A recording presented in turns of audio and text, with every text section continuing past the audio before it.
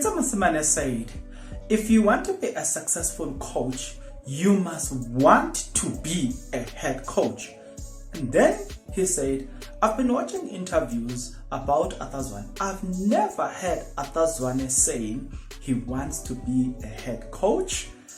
No, maybe it was just a vacant that was available. Then he took the opportunity. But I'm not saying that is PITSO'S. So don't worry, I'm going to give you more about that. So he was interviewed by Sokalatuma and he was asked to give his opinion and perspective if Zwane will be successful at Kaizer Chiefs or as a Kaizer Chiefs head coach or not.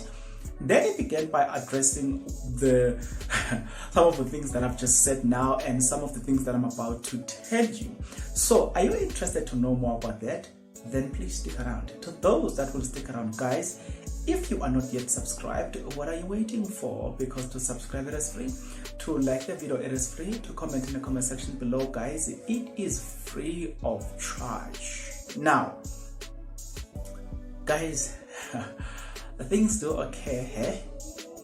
The questions that PITSO'S had got to ask about Zwane's success made me think, and it made me revisit my thinking about the whole situation. But before you condemn me, let me tell you what PITSO'S has got to say. He said the first thing. It says that when Zwane was appointed as a head coach at Kaizer Chiefs, and prior to that, has been watching interviews trying to see if Zwane is saying anything concerning him being a head coach and wanting to be a head coach and all the stuff. But he says he's never heard him saying that.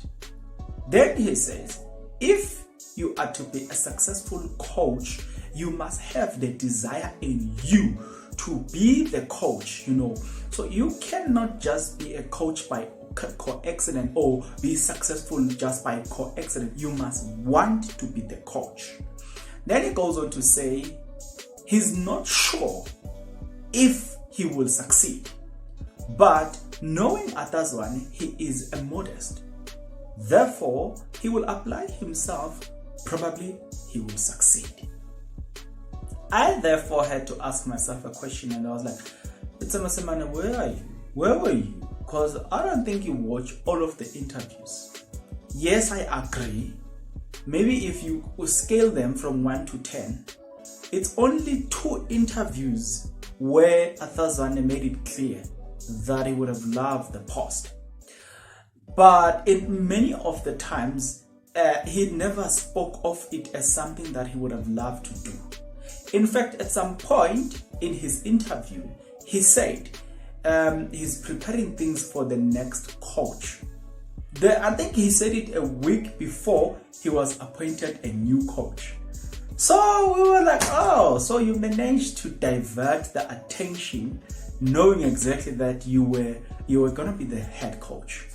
So there could be some other contributing factor to that. You might find that the moment they fired Stuart Baxter, they told him that let's look at your performance first, but we are thinking of employing you as our next head coach. So you might think, you might find out that he knew that he was going to be the head coach. So the best strategy was to more or less like diverting the attention somewhere else, because when they introduced Zwane, then we were all surprised, though it is something that a lot of people were wanting to see and anticipating. But then the other interesting part when it comes to that is that if you divert the attention like Zwane did, it then makes people want to know what is going to happen. Thus, it creates currency and traffic to the brand Kaizer Chiefs. So I think that would have been a strategy from Kaizer Chiefs. That would have been a plan from Kaizer Chiefs to say, let's divert the attention so people will keep speculating about this and that coach. In the meantime, we will be accumulating popularity And you know what I'm saying? Because as a brand, you want to be in people's mouth. So if you're looking at that from a marketing point of view, it makes sense for Zwane not to announce that he wants to be the head coach. Because when they say, or when they announce that tomorrow we will be announcing our new coach, the predictions would have been Zwane is going to be the head coach. He wants it. Do you see the point? But a day before Zwane was appointed, there was another coach that has been suggested as the next Kaizer Chiefs new head coach, which then, because people are anticipating to see or to know who's going to be the head coach, are they going to be disappointed? Maybe Zwane will not be appointed as a new Kaizer Chiefs head coach. Who's going to be this new coach? It creates that curiosity, and everybody is so eager to know what Kaizer Chiefs is going to do, and that is marketing itself. So if I look at it from that angle, then it justifies why Zwane would have been told by Kaizer Chiefs management never to come out clear. That is from a management point of view. But if you look out again from what PITSO'S is saying, it might also be true. Because you must show the indications that I want to go there. Like Benemakat to this club, Orlando Pirates, he said it that he would have loved to coach Orlando Pirates, but unfortunately they have chosen their new head coach. So that is how basically Jungle matches this whole thing. Is it clear? Are you now following me? Is it interesting?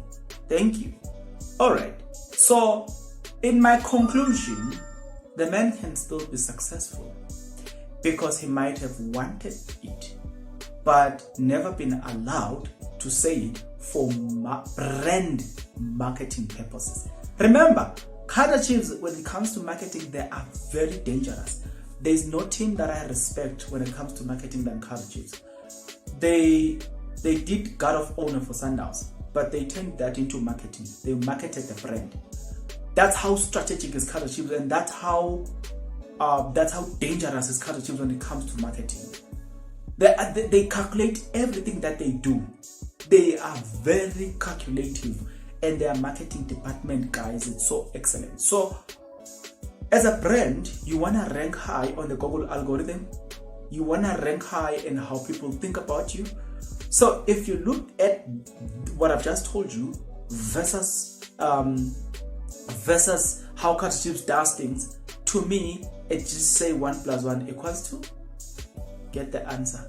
Let me know what your answer in the comment section below.